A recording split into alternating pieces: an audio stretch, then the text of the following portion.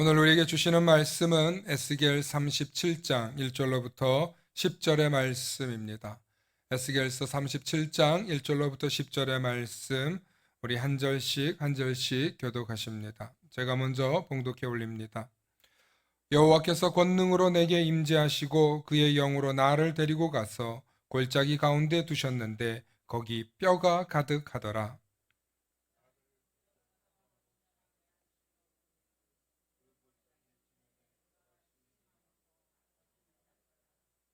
그가 내게 이르시되 인자야 이 뼈들이 능히 살 수 있겠느냐 하시기로 내가 대답하되 주 여호와여 주께서 아시나이다.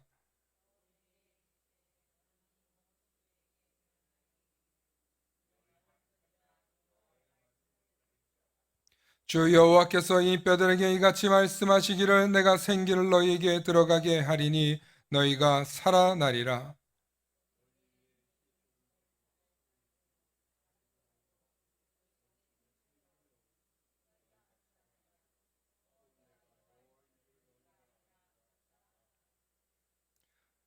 이에 내가 명령을 따라 대언하니 대언할 때에 소리가 나고 움직이며 이 뼈 저 뼈가 들어맞아 뼈들이 서로 연결되더라.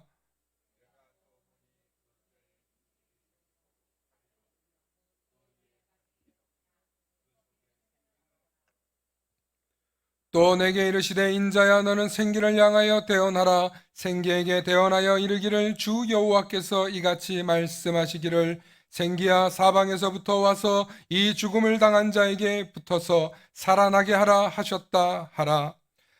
이에 내가 그 명령대로 대언하였더니 생기가 그들에게 들어가매 그들이 곧 살아나서 일어나 서는데 극히 큰 군대더라. 아멘.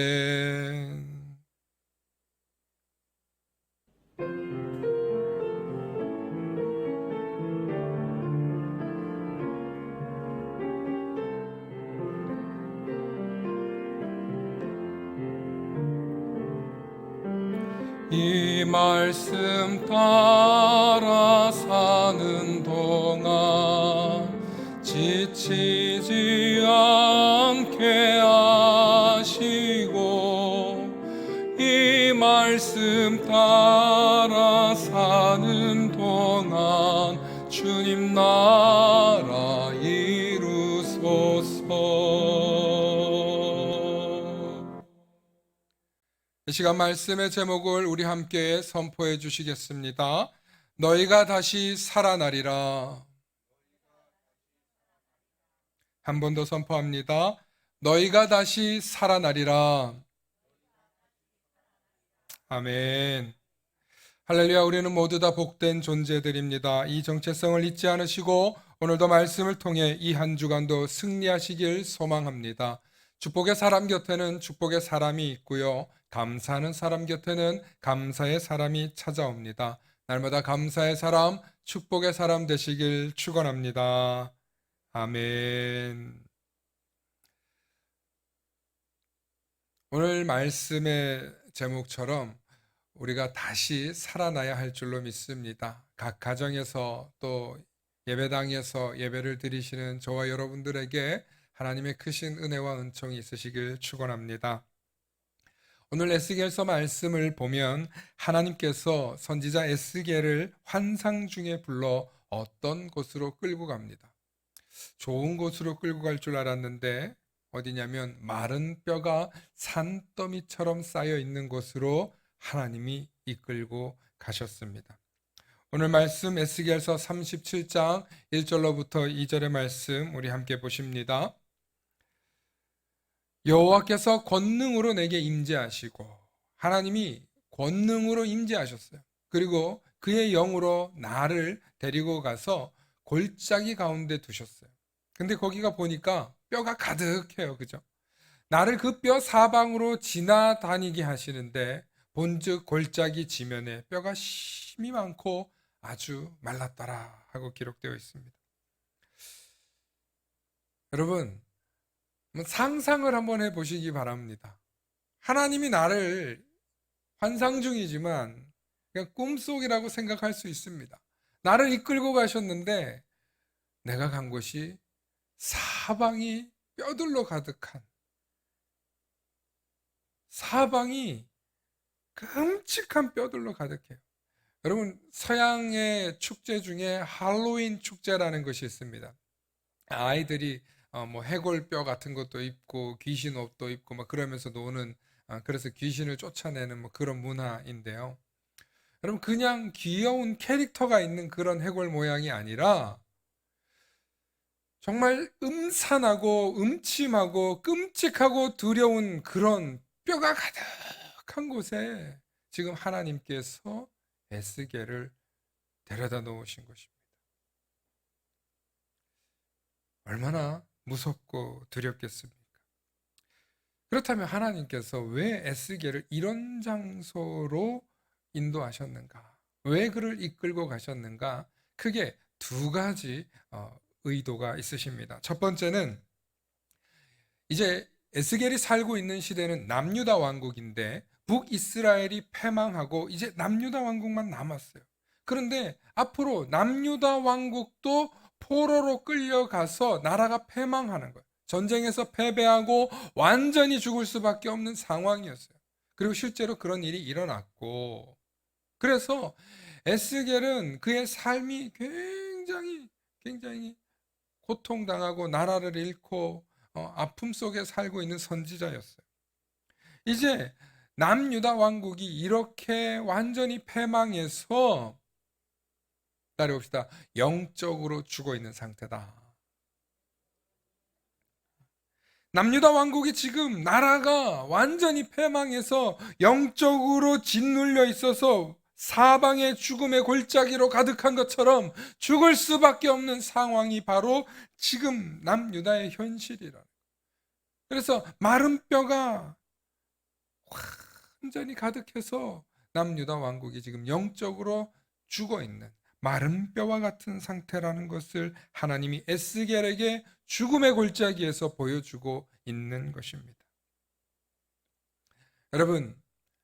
여러분들께서 말씀을 들어요. 성경을 읽어요. 예배를 드려요. 그런데 말씀을 들어도 말씀이 들리지 않고, 예배를 드려도 은혜가 되지 않고, 성경을 읽어도 내 것이 되지 않는 사람들의 상태가 바로 이런 상태로 가고 있기 때문이라는 것입니다. 오늘 저와 여러분들이 영적인 진단을 해봐야 돼요. 혹은 내가 영적인 상태가 완전히 말라버린 상태가 아닌가? 내가 시들어버린 상태가 아닌가? 오늘 나의 영적 상태는 마른 뼈인가? 아니면 하나님의 생기로 가득한가? 오늘 이 시간 점검하실 수 있기를 축원합니다. 우리는 우리의 영적인 생명력이 하나님의 말씀으로 가득해야만 충만할 수 있어요. 그래서 오늘 하나님께서 에스겔에게 이 마른 뼈 골짜기에서 하나님이 물어보십니다. 에스겔아, 인자야, 이 뼈들이 능히 살아날 수 있겠느냐? 하고 하나님께서 물어보시니까 에스겔이 뭐라고 하냐면 하나님만이 하십니다. 따라합시다. 하나님만이 아십니다. 그런데 하나님이 그 말씀을 통해서 뭐라고 하냐면은 너는 이제 대언하라. 하나님 나의 말씀을 너는 이제 대언하라 하고 명령하십니다. 그래서 그 말씀대로 에스겔이 대언했더니 놀라운 변화가 일어나는데요. 어떤 변화가 일어났냐면 마른 뼈 위에 힘줄이 생기고 살이 입히고 가죽으로 덮여지고 그 속에 생기까지 넣어서 살아나게 되는 거예요. 그래서 나중에는 어떤 모양이 된다고요? 다 일어서니 큰 군대가 되더라는 거죠. 할렐루야. 군대였다는 얘기는 뭡니까? 이들이 다 죽었던 이스라엘의 병사들이었다는 거예요. 그들이 완전히 패망했던 모습을 상기시켜 주고 있고, 실제로 전쟁에 패배한 국가와 나라는 그렇게 수많은 사람들이 포로로 잡혀갔거나 아니면 수많은 군대가 이미 패배해서 죽었다는 거예요. 그 장면을 에스겔은 이미 본 것이에요. 바로 그 장면을 실제로 목격했기 때문에 하나님, 이렇게 연약한 우리를 어떻게 살릴 수 있겠습니까? 하는 심정으로 하나님께 기도했지 않겠습니까? 그런데 환상 중에 하나님께서 그를 끌고 가서 사망의 골짜기, 뼈들의 골짜기 속에서 보여주면서 대언하라. 오늘 7절과 8절 말씀 보겠습니다. 7절과 8절에 이에 내가 명령을 따라 대언하니 대언할 때에 소리가 나고 움직이며 이뼈 젖뼈가 들어맞아 뼈들이 서로 연결되더라. 내가 또 보니 그 뼈에 힘줄이 생기고 살이 오르며 그 위에 가죽이 덮이나 그 속에 생기는 없더라. 여러분 놀랍지 않습니까? 이 놀라운 기적을 환상 중에 본 것입니다. 그런데 이 놀라운 환상보다 더 중요한 것이 뭐냐? 막 기적이 일어나고 놀라운 변화가 일어나는, 생명이 막 살아나는 그런 장면보다 더 중요한 게 뭐냐? 오늘 말씀의 핵심은 따라해봅시다. 하나님의 말씀을 대언하다. 아멘. 여러분, 에스겔이 하나님의 명령대로 그 말씀을 대언했더니 이뼈 젖뼈가 들어맞고 뼈들이 서로 연결되고 그 위에 힘줄이 붙고 그 위에 살이 생기고 그 위에 가죽이 덮여서 살아나더라는 것입니다. 사람의 형태를 갖추게 된 것입니다. 여러분, 이 장면은 에스겔을 하나님께서 이끌고 가셔서 보여주신 장면입니다. 그런데 이 환상보다 더 중요한 것이 바로 하나님의 말씀을 대언하는 것입니다. 하나님께서 이 말씀을 들어 너희가 다시 살아날 수 있다는 것을 보여주셨는데 어떻게 살아나느냐? 하나님의 말씀을 대언했더니 살아나더라는 것입니다. 할렐루야. 이 세상을 살아가는 저와 여러분들은 밥을 먹고도 살고 돈을 가지고 음식을 사서 먹고도 살고 또 잠을 자고도 살고 쉬기도 하고 살고 놀기도 하고 살고 이 모양 저 모양으로 사는 것 같지만 근본적으로 우리에게 영적인 위기가 찾아오면 고난이 찾아오고 슬픔이 찾아오고 절망이 찾아와서 결국에는 그 영혼이 또 그 육신이 마른 뼈같이 마르다가 죽는 것입니다. 그런데 하나님의 말씀으로 가득하면 물질에 연약함이 있어도 나의 인격에 연약함이 있어도 내 삶의 환경에 연약함이 있어도 하나님은 살려주신다는 것입니다. 우리 하나님께서 에스겔에게 여호와 하나님의 말씀을 대언해보라고 명령하셨습니다. 왜 대언하게 하셨습니까? 하나님이 말씀하셔도 되는데 왜 에스겔에게 대언하게 하신 걸까요? 하나님께서 에스겔에게 대언하게 하신 목적은 이 주눅들고 절망하고 좌절해 있는 이 이스라엘 백성들에게 유일한 희망이 바로 너희들에게 있다는 것을 가르쳐 주기 위함입니다. 하나님께서 에스겔에게 네가 대언하는 이 말씀이야말로 너희가 살아날 수 있는 유일한 희망이다.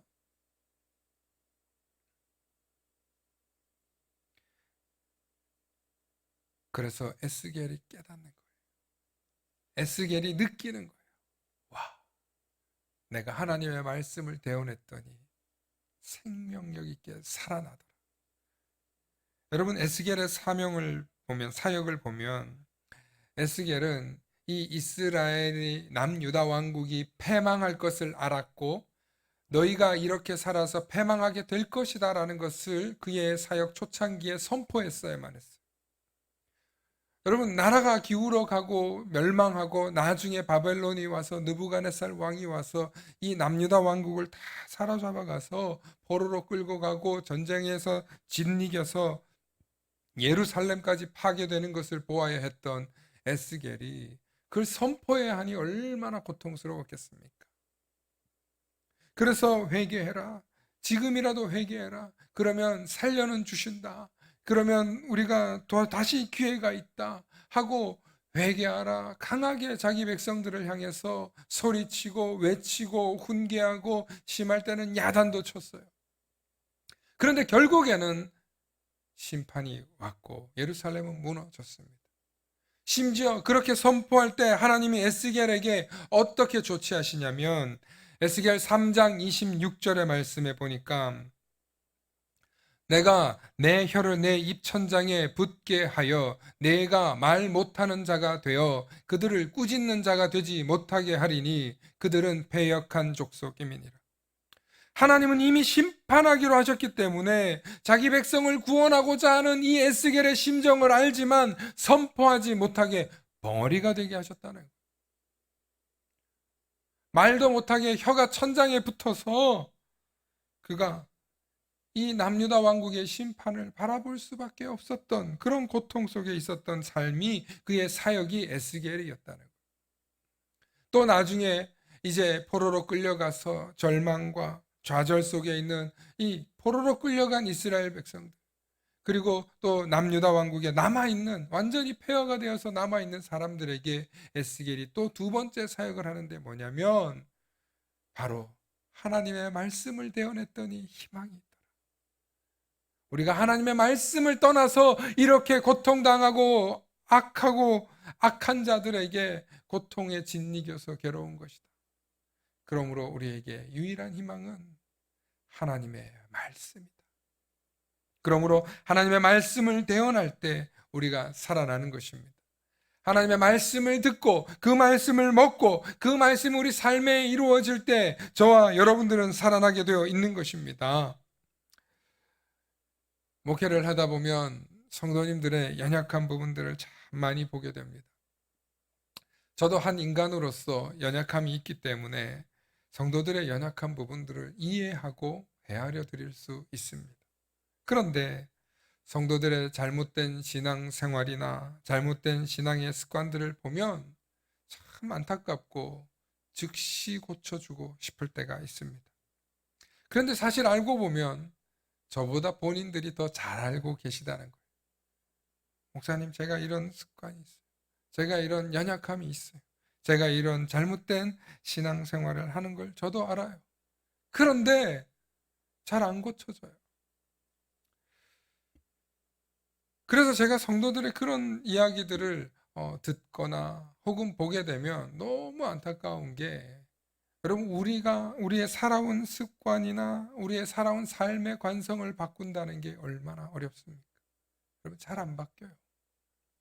그러나 하나님의 말씀이 내 안에 들어와서 역사하시면 바뀌게 되는 줄로 믿으시길 축원합니다.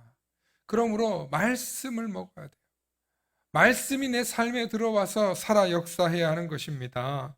말씀이 내 안에 들어올 때 나의 아프고 힘든, 나의 고통스럽고 나의 괴로운 모든 연약한 부분들이 고쳐지는 것입니다.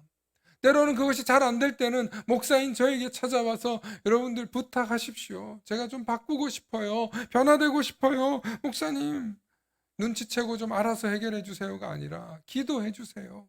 저에게 말씀해 주세요. 제가 어떻게 해야 될지 지혜를 알려주세요 하고 여러분들 저에게 찾아오시기 바랍니다. 여러분 개인에 일어나는 많은 문제들이 있지 않습니까? 질병의 문제, 또 자녀 진학 진로의 문제, 부부의 문제, 결혼의 문제, 인간관계의 문제, 가족 갈등의 문제, 이 모양 저 모양의 여러분들의 문제들이 있습니다. 그럴 때 여러분들 하셔야 될 일이 있어요. 저에게 말씀해 주세요. 기도해 달라고 기도 요청해 주세요. 여러분, 그렇게 하지 않으면서 저에게 목사님 알아서 해주세요. 여러분, 그거 알 수 있는 방법이 물론 있어도 참 개인적인 부분이라 먼저 이렇게 선뜻 말 꺼내기가 조심스러워요. 자존심의 문제도 있고 개인의 프라이버시도 있고, 그래서 함부로 말하기 어려워요. 여러분들이 먼저 요청하지 않으면 입도 뻥끗하기 어려운 게 개인의 속사정이지 않습니까? 과거에야 목사님이 강단에서 막 화내고 소리 지르고 야단치고 해도 되었지만 오늘 그런 세상 시대가 아니지 않습니까? 저와 여러분들이 깊이 상담하고 또 함께 나누어 주어야 할 것을 여러분들이 들으실 때 또 좀 더 빨리 회복되고, 또 말씀을 통해서 가르침을 얻고 기도를 통해서 또 우리가 함께 중보하는 줄로 믿으시길 바랍니다. 제일 중요한 것은 말씀을 전하는 목사는 말씀을 통해서 여러분들의 삶이 변화될 수 있다는 것을 증거해 주는 것입니다. 때로는 후퇴하고 때로는 실수하고 때로는 실패하더라도 다시 그 말씀을 붙들고 나아가도록 권면하도록 돕는 일이 저의 일이고 교육자들의 일인 줄로 믿으시길 바랍니다. 그러므로 내 개인의 잘못된 신앙생활과 습관으로 인해서 좌충우돌하고 나도 힘들고 내 이웃도 힘들고 내 가족도 힘들고 서로서로 상처 주고 피해 주고 아파하는 삶이 아니라 주님, 내가 변화되기를 원합니다. 주님, 내가 새로워지기 원합니다. 주님, 내가 날로 주님 앞에 나와서 거듭나기 원합니다. 그렇게 고백하며 하나님 앞에 나올 때 하나님은 여러분들에게 필요한 적시적소의 말씀을 주시면서 영적인 영양분을 공급해 주시는 것입니다. 그래서 여러분들이 마른 뼈처럼 살아가는 것이 아니라 다시 살아나게 되어 있는 줄로 믿으시길 소망합니다. 가끔 또 이런 분들이 있습니다. 말씀을 전하고 혹은 날마다 만나를 보내고 나면 성도님들이 저에게 이런 얘기를 해요. 목사님, 꼭 제 얘기하는 것 같아요. 목사님, 무슨 얘기 들으셨어요? 목사님, 뭐 찔려요.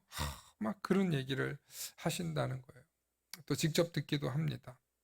여러분, 주의 종이 여러분들의 아픈 부분을 찔러서 괴롭히고 고통 주고 저주하고 싶어하는 종이 어디 있겠습니까?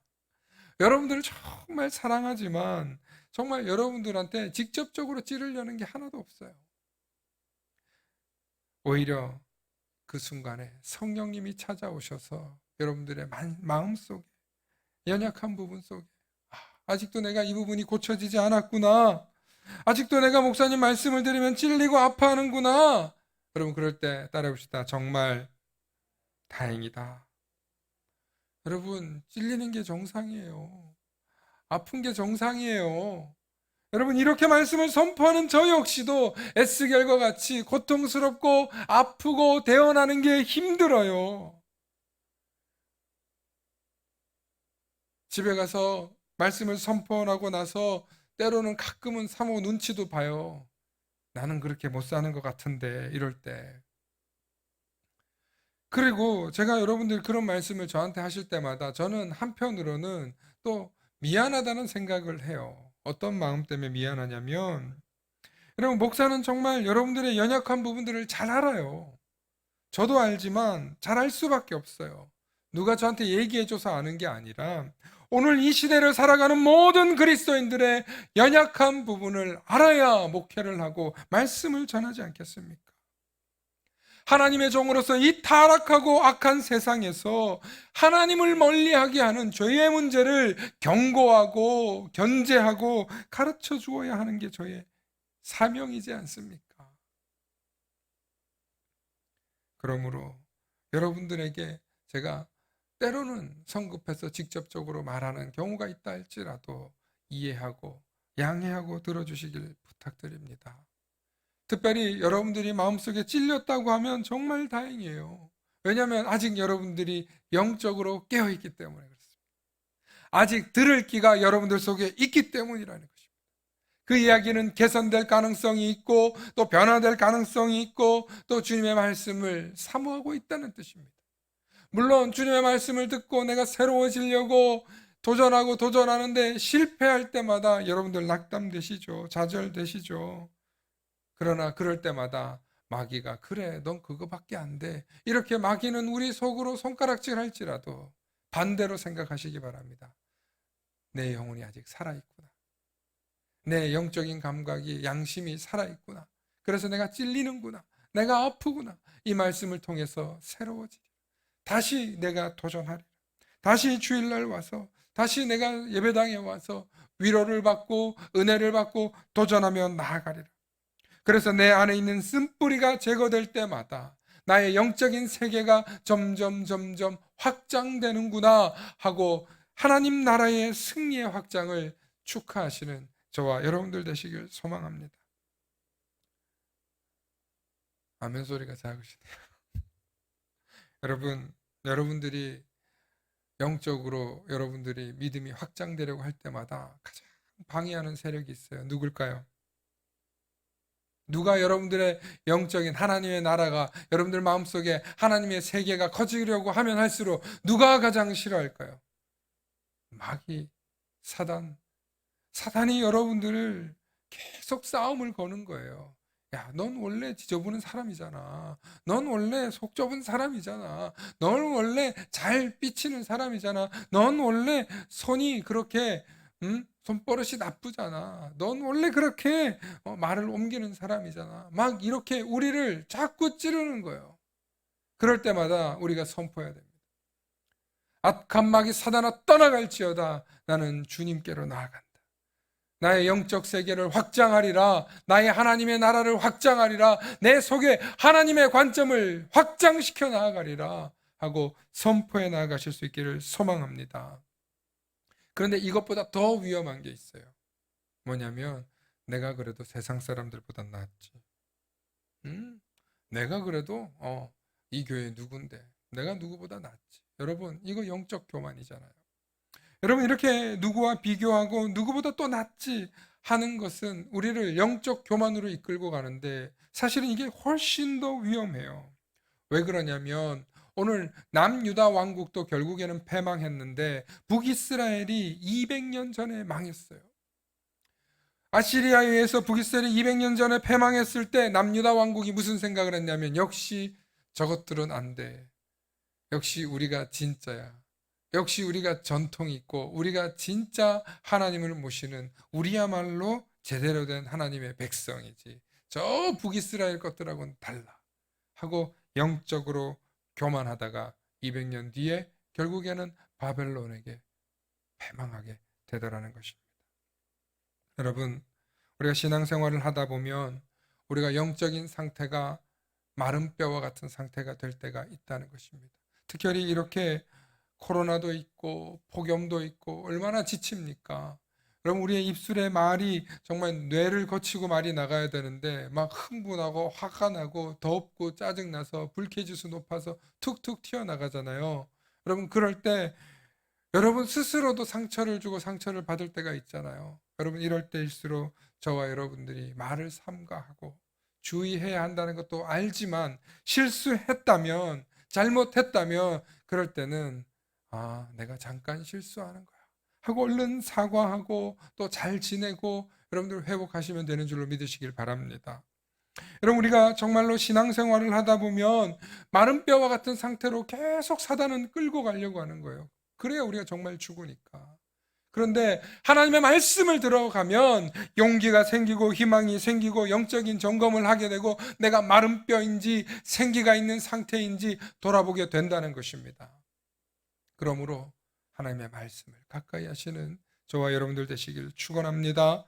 하나님의 말씀을 대언하는 주의 종의 말씀이 여러분들을 찔리게 한다면, 여러분들을 아프게 한다면 다행이다.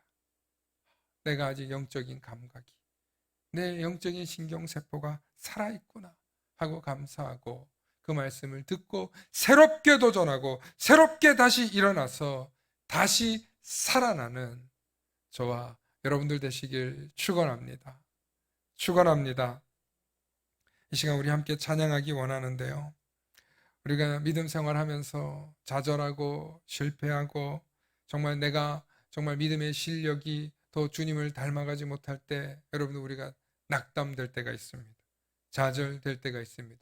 정말 주님 정말 나 같은 이런 모습을 사랑하실까 하는 생각이 들 때가 있습니다.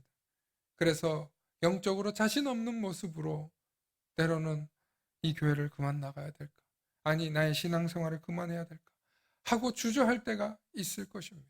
그런데 그럴 때 그런 여러분도 주님은 사랑하고 계시고 한 번도 여러분들을 떠나신 적이 없으시다는 그 놀라운 사랑의 이야기를 이 시간 우리 함께 찬양하기 원합니다.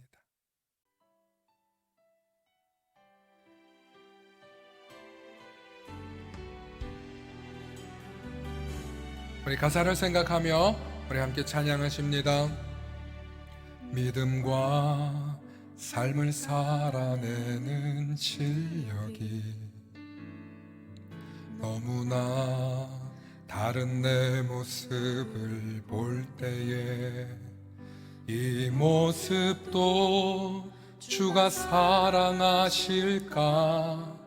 자신 없는 내 모습 그저 주님 앞에 있네.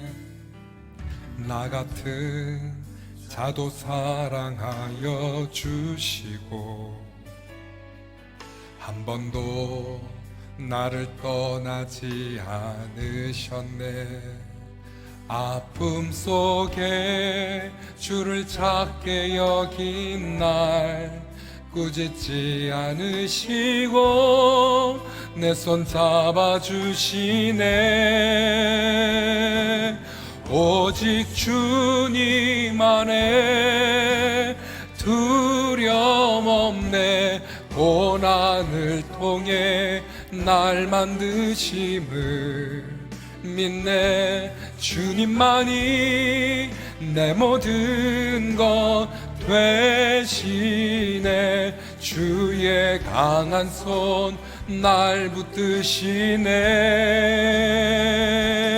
오직 주님 안에 소망 있네. 내 삶을 통해 영광 받으실 주님, 주님만이 내 모든 것 되시네. 주의 선하심 나 노래하네.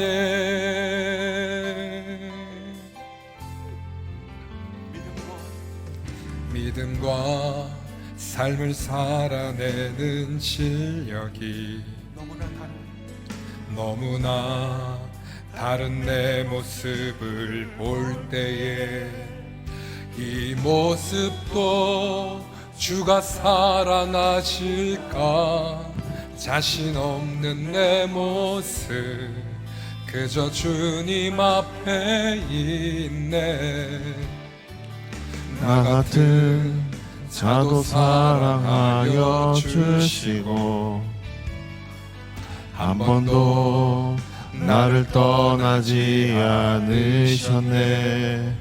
아픔 속에 주를 작게 여긴 날 꾸짖지 않으시고 내 손 잡아주시네.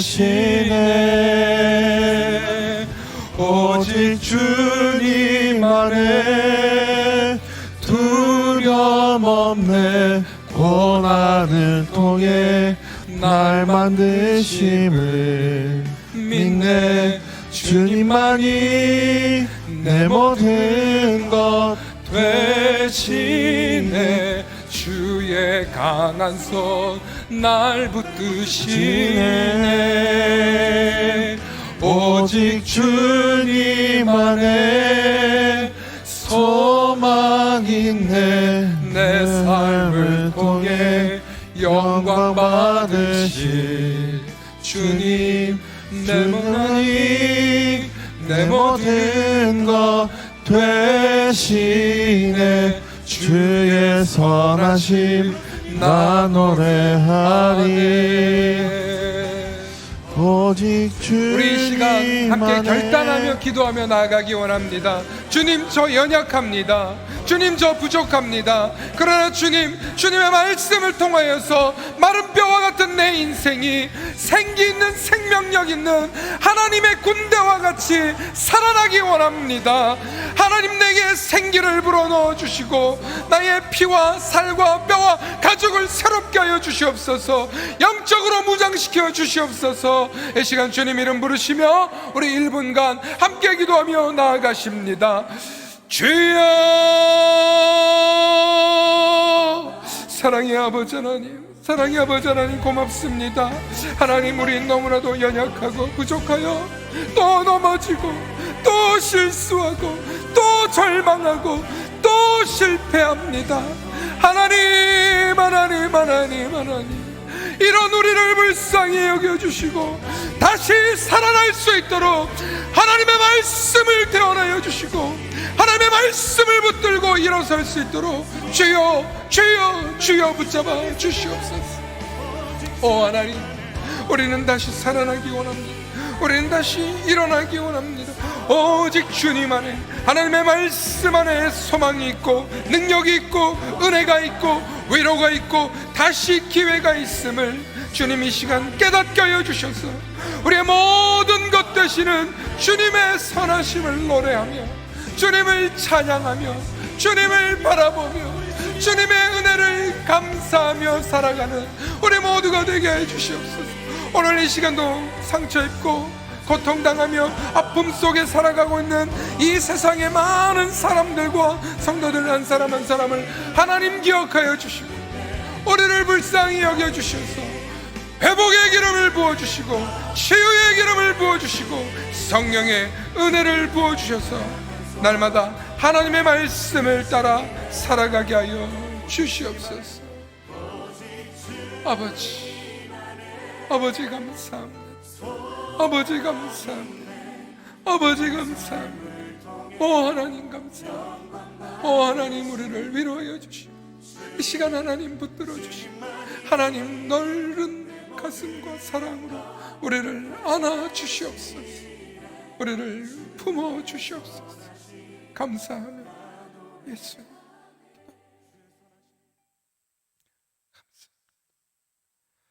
이제는 성부, 성자, 성령 삼위일체 하나님의 무한하신 사랑과 역사하심 속에 오직 하나님의 말씀만이 나의 유일한 소망이며 우리의 행복과 기쁨과 사랑을 가장 충만하게 이루어 주실 능력 중의 능력임을 깨닫게 해주셔서 날마다 하나님의 말씀을 더 가까이 하고 하나님의 말씀이 내 속에 살아 역사하기를 바라고 소망하는 우리 만나교회와 이 교회 속한 모든 성도들과 이들의 가정, 사업, 일터 모든 것 위에 이제부터 영원토록 함께 하시기를 간절히 축원하옵나이다. 아멘.